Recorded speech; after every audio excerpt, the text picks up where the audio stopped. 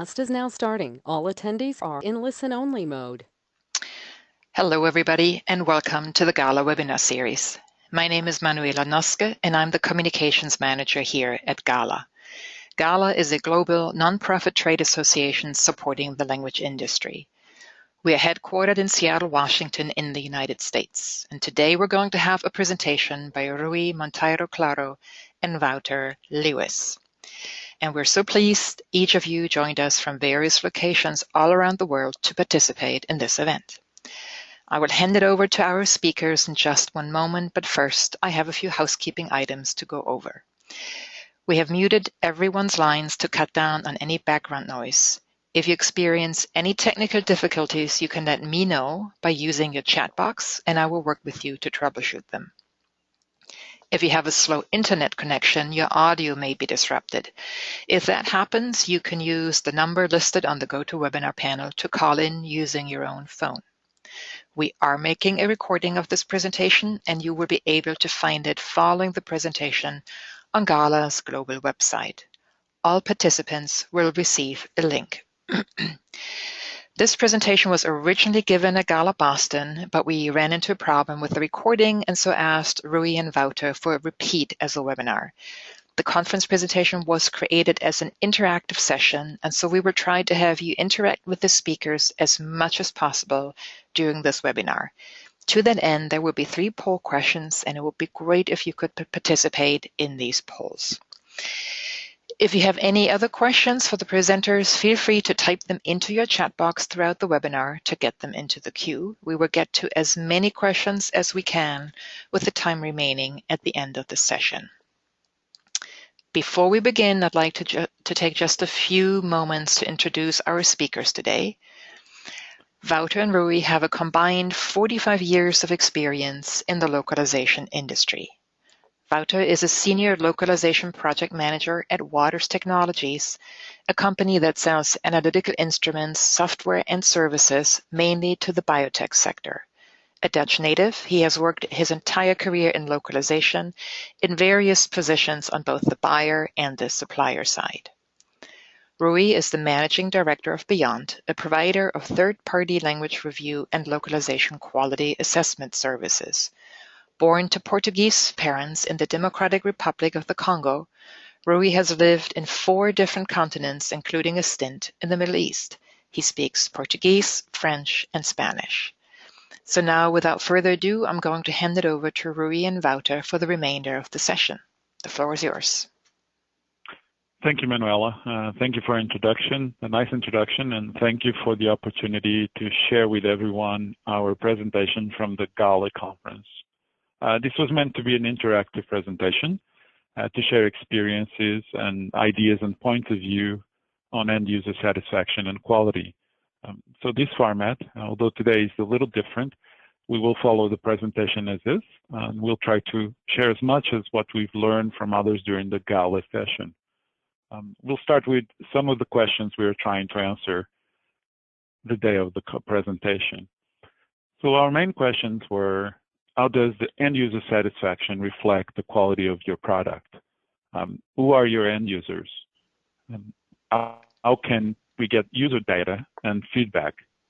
How do we include end users in the process?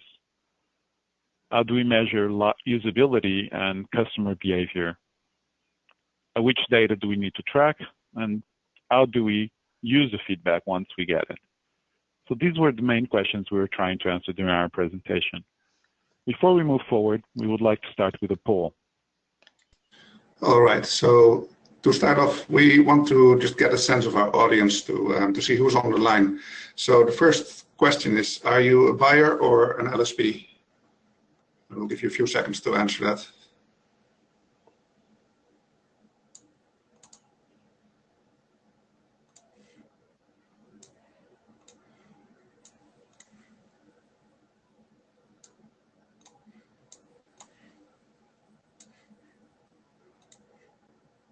Okay, and I'm going to close the poll. Okay. And share the results. Can you see those? Yes. So we've got 68% from the supplier side and 17% on the buyer side and 15% other.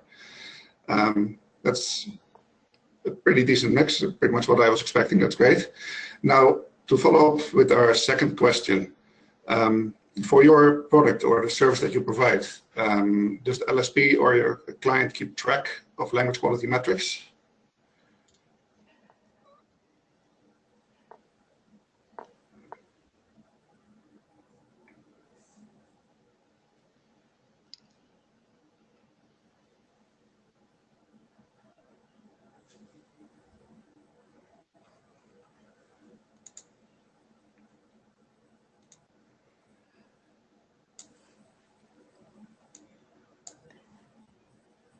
All right, and I'm going to close the poll and share the results. Okay, so again, that's a very good mix. That's nice to see. Okay, thank you very much, Rui. If you want to continue. So based on those results, I can make the assumption that most people on the call are familiar with the traditional workflow and what it looks like. So I'm including it here just as a reference. But the key question today is, where is the end user feedback in this workflow? Shouldn't it be included in here? So we track several metrics to evaluate quality. Why not include user feedback as also something that we track? So speaking of metrics, I'd like to talk a little bit about that. Within the traditional workflow, companies tend to have specific evaluation models, usually based on counting errors, applying penalties, and maintaining thresholds with little, if any, interaction from end user customers.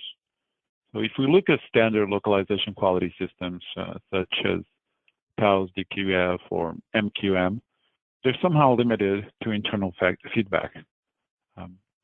They focus mainly on 8 vectors, the ones listed there: accuracy, fluency, verity, design, terminology, style, internationalization, local convention. So you may be tracking errors of meaning or omissions or mistranslations to determine accuracy. You may be testing fluency by focusing on grammar and spelling errors, or focusing on cultural specific elements and naturalness to address verity. In terms of the design, you may be tracking issues of hyphenation and truncation. You may also be applying penalties for errors in terminology and style if you have inconsistencies with term bases and vocabulary, or also if the readability is affected by your localization. And then finally, addressing internationalization and local conventions by looking at issues such as address formats, postal codes, data number formats, and so forth. So looking at metrics, we would like to share you some of examples that we have from different clients of tracking and reporting quality. Right, and I would also like to give you a little bit of a background of what we have been doing at Waters historically for language quality. So essentially, we follow the regular translation edit proof process, which is followed by an in-country review. And depending on the subject matter, this review is either carried out by an independent contract subject matter expert or by a Waters subsidiary reviewer. And this process is managed by our LSPs. The reviewer typically fills out an LQA report, more or less following the J2450 standard that you're probably all familiar with. And after implementation of any changes, the reviewer then signs off on the final version. Then on the next slide, you can see the LQA results that are captured by the LSP, and they are reported at our quarterly business reviews. And then the sign-off forms are part of the deliverables as well and become part of our release documentation. And in this slide here, you can see how it is presented at the quarterly business report. You see we track per language per quarter. So we can track trends from quarter to quarter and take corrective action as necessary. So with this, I think it's time for another poll question.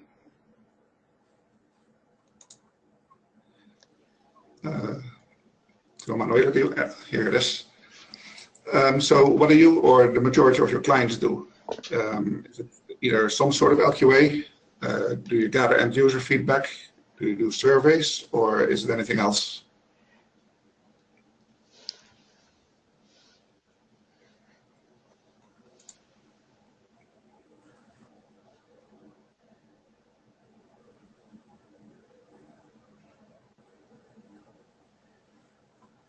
All right, I think we have stabilized. I'm going to close the poll and share. Okay. So most people do at least some sort of LQA, but not an awful lot yet. So I wanted to go a little bit further into surveys on the next slide.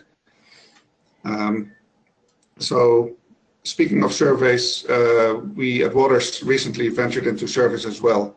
At the moment, these are fairly limited in the scope. We mostly cover internal customer-facing personnel, such as global support services or marketing people. And then we ask questions such as, do we translate the right documents? Do we translate them into the right languages? Do you and your clients use the translated versions, if available, or English, and why? What do you think of the quality of the translated versions?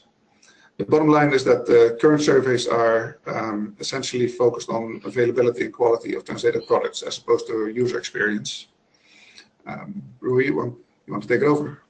Yeah, so it's interesting what Waters is doing. Some companies are, taking additional steps and surveying end users, also focusing on language quality. Some questions we have seen in surveys are as simple as how friendly and unfriendly is the text? How casual or formal is it?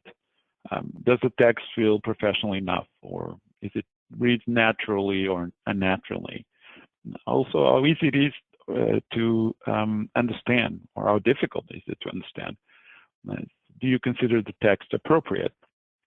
Other questions are, how often do you encounter grammatical errors or typos or spelling errors?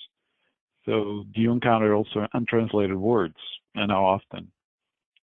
If you're satisfied or dissatisfied with the quality of your language. Those are important questions, but we should go beyond language quality surveys. The translation is only part of the user experience. Users don't pay attention to the translation as long as they can use the product without issues or problems, right? So the content and the message must not only be clean, but also speak to the user. So the end user doesn't need to be qualified to set quality benchmarks in order to notice problems and be impacted by them. So the question is, how do we get that feedback? And how do we start? So before starting, we should ask, what is the level of end user adoption we can expect? And what that you can handle also. So we need to determine the importance of the different markets as well. Does it make sense to get user feedback from every region or every market for every product? Also, are regional representatives providing feedback already? More importantly, are end users already providing feedback as well? If so, what kind of feedback? Is it relevant to you and to what you want to track? So it's important to consider those factors, but also, who are your end users? So when looking at your end users and who they are, it's key to consider the concept of localized user persona. It's important to avoid the generalizations when defining the perfect end user. You should view the end user as a real human with emotions and thoughts, rather than a table or number or graph. Also consider how the end users using your product, how they are using your product, and now also, are they using your content that you're providing with your product? Is it being used for professional reasons? Maybe for educational purposes or for entertainment. So it's important to look at those factors. Another way to track and to target users for feedback is by profiling them based on demographics. What are the age groups you should be including in this tracking?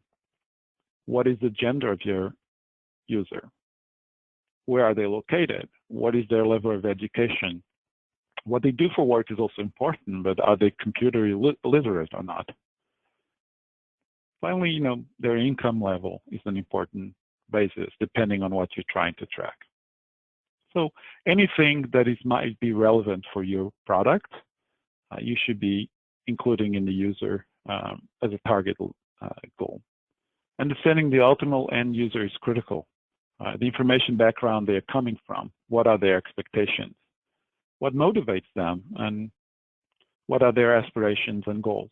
And maybe more important than anything, in what way will they be using your product or your content? There's no universal global user experience. It is local as well, because user experience differs between cultures. The user profile in one culture might be different from user profile in another culture, even within the same culture, depending on your product. The user profile will differ considerably from locale to locale. The end user might be someone from your community groups, any of your fans of your product, any advocates. Also, you need your end user persona to define the local user profile in your reference materials once you find out who they are. You need to include them in glossaries, style guides, answers to queries, and so forth. So going as far as adapting terminology, voice, tone, and style to address your local user profile. So let's hear the specific example of Waters. All right. So at Waters, we are starting to take a much closer look at the end user. At the initiative of the Technical Communications Department, user experience is now taking a much bigger role in product development.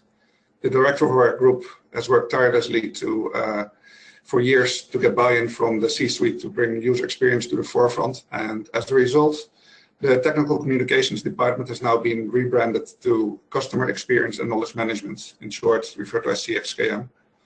And the localization team is part of that group. So we focus on bringing user input to the start of the development process. It's not necessarily focused on language, but on usability, regardless of the language of the user, although language quality, of course, still plays a very important role. We do journey mapping based on personas of most likely users of our systems. We're also working on developing international personas to test a localization strategy. We're organizing international user group meetings to observe and engage our customers. And last, but certainly not least, we received funding for and recently built an experience design center to bring in prospects and existing customers. This new center has software and instrument labs with high-end observation capabilities to see how users interact with our products in real time. It also has an observation room as well as meeting room and customer engagement areas. So that's what we are doing, Rui. Good. So it seems like collecting user feedback in a sustained, useful way is a great challenge for most companies. So many companies do it on their own, but some use language service providers. With their global presence, those language providers might be the better equipped to actually access feedback from users.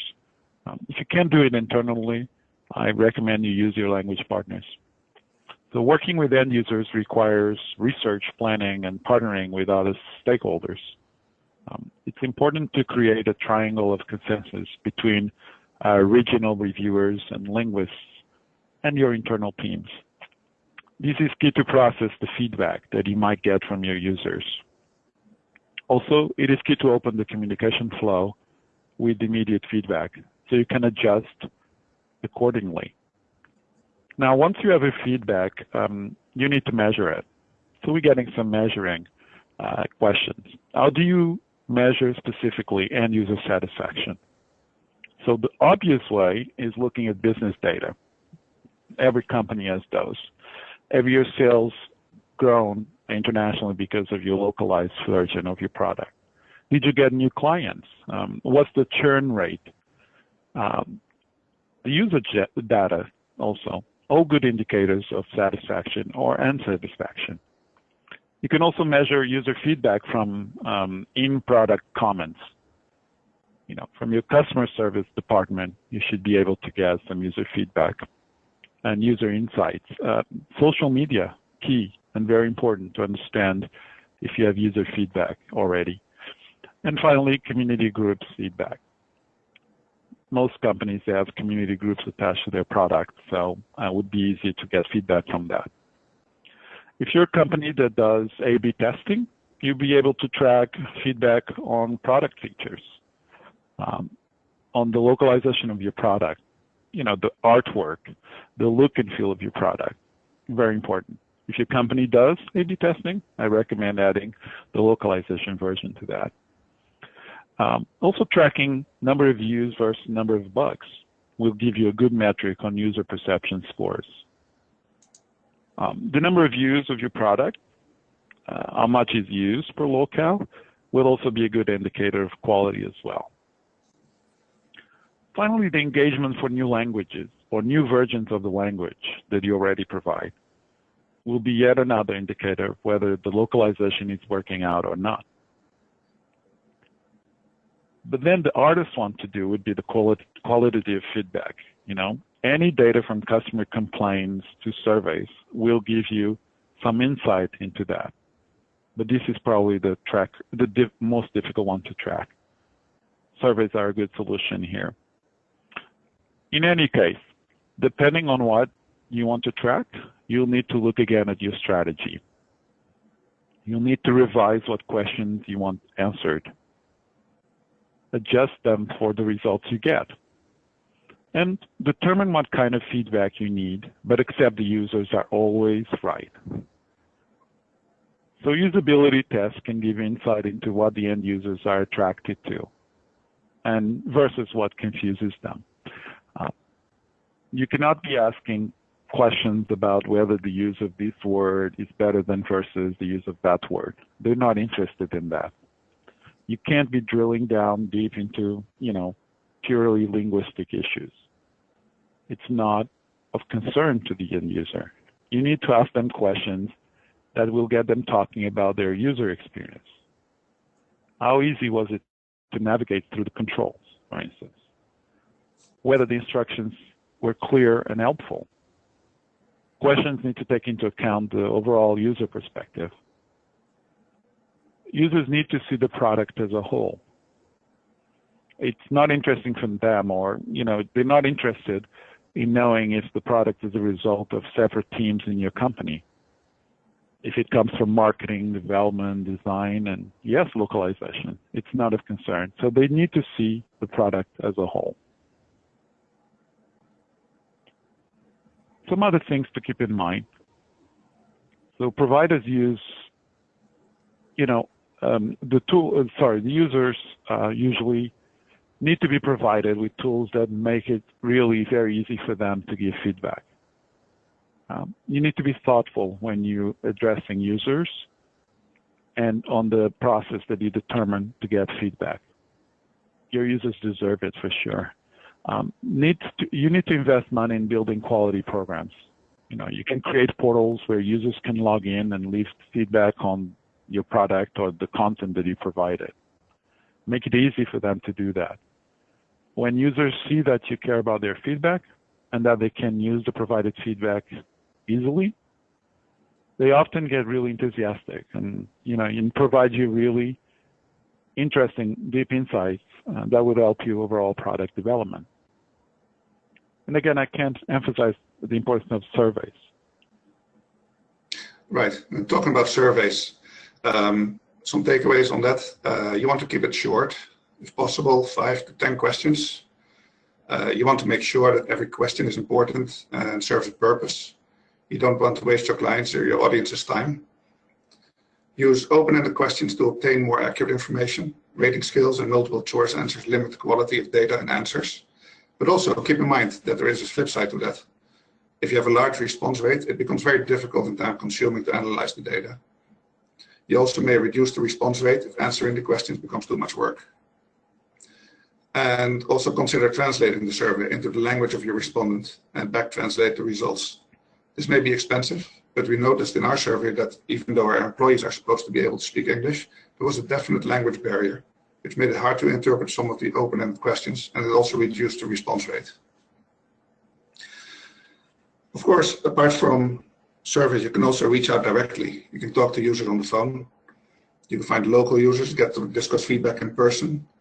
While this method is tricky and requires time commitment, it may also give you more insight than maybe even 100 end-user surveys. You can conduct usability tests, find end users that fit your target demographic perfectly, give them a sample of what you want to test, provide simple instructions, and then make observations. Rudy? Yeah, so once you have all the feedback you ever wanted, now what do you do with that, right? First of all, explore what problems end users encounter. For example, where instructions are to understand, did the content meet their expectations? What were the expectations to begin with?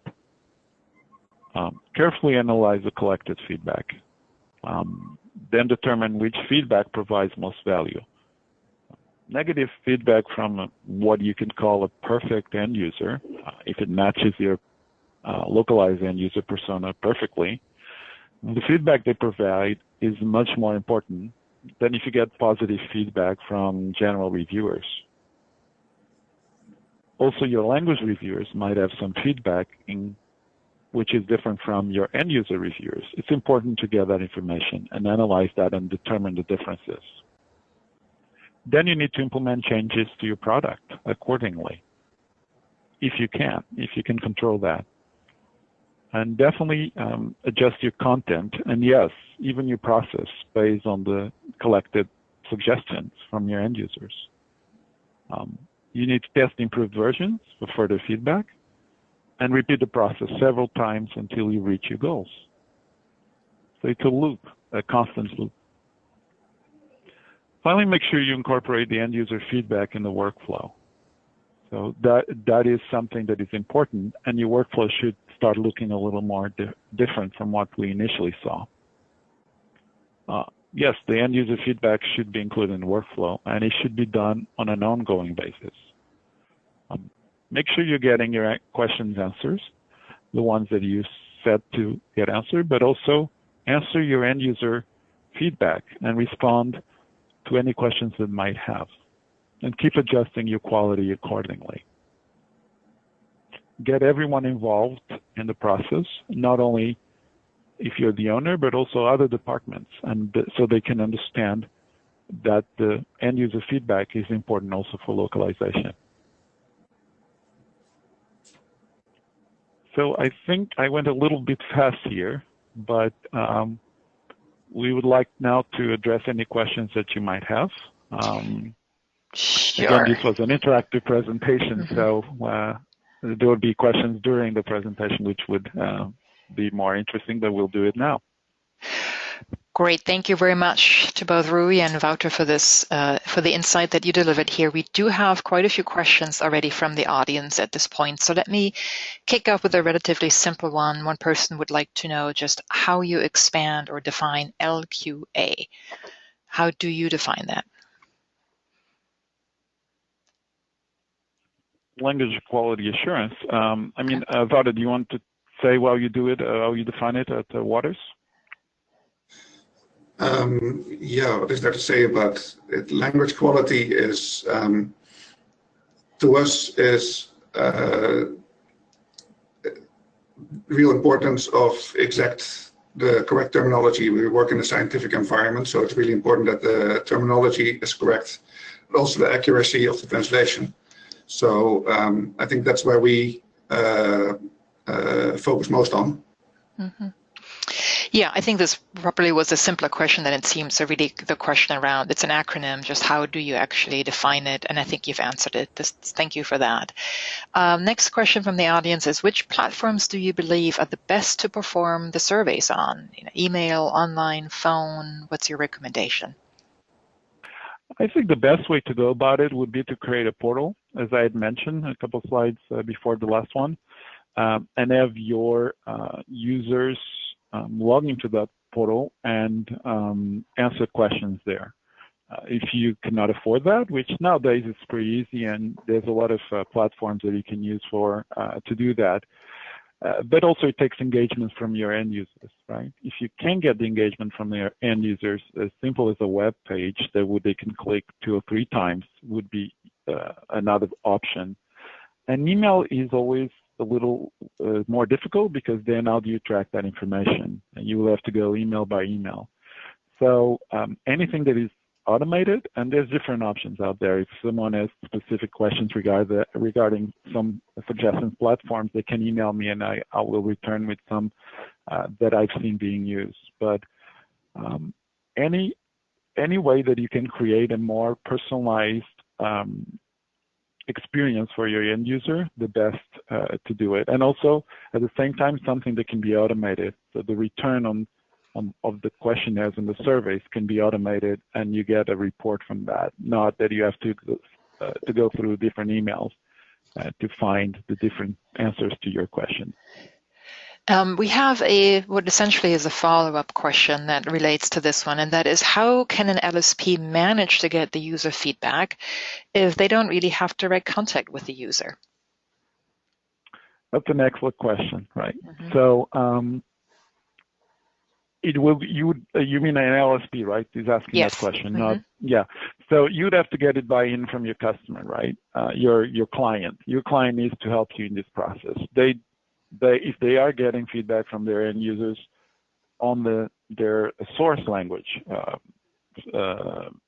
product, then you need to engage them and ask them to be able to do that. Alternatively, we have been known to create teams of people that can become the ideal end user, right? So we go through what the product is and who uses the product, and we create a team of reviewers ourselves that would be mirror the end user experience. So that's not the ideal. You really want someone that is using your product, the product of your client, to give you that feedback. But if you can't have access to that, you have to create your end user persona and mirror that. But that has to be done with the help of your client. If your client is not engaged, it's probably a difficult thing, if not impossible thing to do. Right, I agree with that as well. It is a lot of time you hear from clients who just say to the LSP, hey, quality is your responsibility, and they don't take ownership themselves. And the LSP is left in the dark as to how to provide that quality. And if you, as a client, don't provide that kind of feedback to your LSPs, you're never going to get there. Okay. There's another question that I think also relates to the role of the LSP in the whole process of getting end user feedback. So the way that you explain end user feedback, one of our audience members was left with the impression that it's really more oriented to the customer directly. So in the sense that, am I making a good decision by localizing into Indonesian? How much traffic do I get? But what this audience member is struggling with is to understand how an LSP can actually access this kind of end user feedback. How can LSP help a client understand if the language strategy that they're pursuing is right, because they do not have the data and they don't have the insight? Okay. So from my perspective, from the provider perspective, it's definitely a challenge that I've encountered a number of times. The tricky part here is the engagement from your client, right? So you can see also the end user satisfaction from a language perspective, a language provider perspective, as your direct client. Are they happy with it, right? The problem is that they're not ultimately the end users of what you're translating, for instance, right? So you need to get that connection, that bridge to the person that is actually in the end using the product or reading the content that you're translating or localizing. If you can't do that without the help of your client, it would be practically impossible to get this end user feedback. You can, as a language service provider, get feedback from your client, and I think most companies do that with surveys or during QBRs and so forth. But it is important to see that this goes beyond just the satisfaction of the client. It goes specifically into end user feedback. So if the client is not giving you access to these people, or if your client is the end user, then go to them. But if they're not giving you access to your end user, it's impossible to do. It's a moot point. And I know it's a challenge for localization service providers when that happens. Yeah. So, it's a difficult situation that you have to overcome if and try to educate your clients on how helpful this can be. Yeah, and we have a direct follow-up to that, especially with regard to educating the client. So one other audience member here is saying that, especially on the phone and direct contact with the client, she finds it very difficult to establish a good relationship with the client. Sometimes the person isn't interested, they don't want to be bothered, with especially an after-sales process, they refuse to participate, or they're just in a rush and they say, sure, everything's fine. So how do you have any tips for dealing with that? How do you influence the client and educate them about the importance of the LSP, getting access to the end user, and the kinds of investigation they would like to do on quality? Okay. If the client's saying, sure, everything is fine, it's difficult to overcome that. But what I think I would try to do is to go to the client, ask to speak with the people in country, not the client specifically, right? You're probably dealing with someone in an office in where you're located, or the person that you're providing the service to directly is not in the market that you're localizing to. So try to be able to connect with those people, marketing teams or reps in country for your clients, right? And those people will definitely have a lot to say, and maybe they'll be more engaged. So help make the case with those people, and they will make the case to your client. Because if your client in the end wants to look good, so anything that you do to make your client look good, you'll be happy with that. But you need to make that connection. And again, if the client is not engaged and doesn't want you to access their marketing team in country or their reps in the different country, it will be difficult to do. You're working in a vacuum, and then you need to explain to the client that could create problems in the long run. Sorry. Go ahead. And I think that you can even start to make that point in the sales process to your client and give examples of maybe even case studies of how feedback from end users has affected the end quality and overall user satisfaction. Mm-hmm. Even during the localization process, oftentimes people ask their clients to get a style guide approved or terminology approved. Someone is approving that. So that's someone working in country for your client, right? Or within your client already, the actual organization. Use those people that do that and ask them if you can access feedback from users. Mm-hmm. Get their buy-in into the process of getting user feedback. Cool. We got another interesting follow-up question to this topic here, and that is, large corporate clients often partner with more than one LSPs. So as an LSP who does not have the full picture, how does that factor into interpreting end-user feedback? That's an excellent and challenging question. Mm-hmm. So as a third-party review provider, what we provide our clients is being the point of contact for all their LSPs in terms of defining the quality of the translation. So that, again, is very focused on translation, right? It's not about the end user. But that's what we do as a provider of review services. So when we do that, we have access to these different vendors, and we work with them to help them improve the product. It's not about evaluating them so much as helping them improve their quality. At the same time, we share information that we get from the different countries that we have access to in order for them to improve that. So there should be a way to work with other LSPs that provide the same service to your clients. It shouldn't be seen as a competitor, but also as a partner, right? So you're all working together. And if your client is not doing that centralization of information in order to share with you, you can access their other vendors and ask to have that interaction with the different vendors. That's my suggestion. Mm-hmm. It's not always easy because it's very competitive, but I think it behooves everyone, and it's in the interest of everyone to do that. Yeah. Wouter, anything you want to add? No, I agree with that. It's we work with several LSPs, and sometimes it works better than others, but we do encourage them to work together and own the quality together. Mm-hmm. Yeah. Let's talk for a moment about qualitative feedback, which, as you know, can be a real challenge. Can you share some ideas on how to do that well? So that's an important challenge, right? I first would suggest to use other departments in the company if you're a client, or if you're a vendor, try to access the company. Different departments are currently doing the feedback, getting that feedback from their for their product or their source content.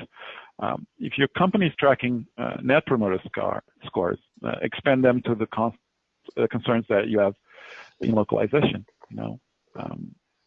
Do you have promoters or detractors of your content? Your users' loyalty in other markets might give you some good sense of the quality of your localized product. So do you have customer complaints in your international service desk, for instance? If you do, get that feedback. Do you have international, community forums? What are people saying in those forums about your product or your content? Or if you're an LSP, the content that you're translating, what are people saying about your service, right? If you don't have those forums, maybe you should start them and to try to get feedback on what you're doing. So they can provide a wealth of feedback. And then there's always service, which we talked quite a bit. You can do that. It's more direct, and it gives you generally quality feedback. Mm-hmm. Cool. One last question. How can you define the perfect end user when the profile of users is really so varied? Again, a very good question. So as I mentioned, user experience is not global, it's local, right? So it changes from culture to culture. Just as you have, different localized versions of your product, so you should have a person, a version for each market. It's also, and define a person for each market, right? So it's also unique to each product. It comes down to budget and resources in the end.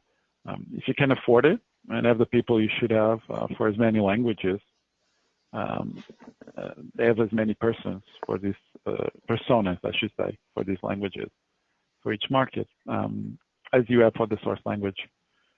But definitely, for key markets, usually what we call the tier 1 languages, you should definitely create a persona and define the perfect end user for those markets. Cool. Wouter, anything you'd like to add to that, or? No, I think we covered it. The persona is really meant to do just that, to give yourself a focus point without getting into too much details of all the different specifics of all your different end users. It's really difficult to serve everyone, but in the end, if you really start focusing on developing a persona, you'll find that you can come up with a set of standard criteria that fits most users. Cool. We got one last question here. Going back to the question of surveys or open-ended surveys, with regard to a recommendation, is a survey the best way to go? Trying to find out if your end user is really happy, or is a QBR better, or is an emailed survey better? What's your recommendation? What gets you better responses and maybe deeper insight? So from a business perspective, if you're an LSP, your QBR will give you a lot of feedback, right? Because that's the point. You're in a business relationship and with your client. I do think if you're really looking for end user feedback, the best way to go about it might be a survey. If you don't have any other ways to get feedback from people, and as I mentioned before, create a portal to get responses from end users might be the best way to go. Cool. Well, thank you so much. Those were all the questions that we have.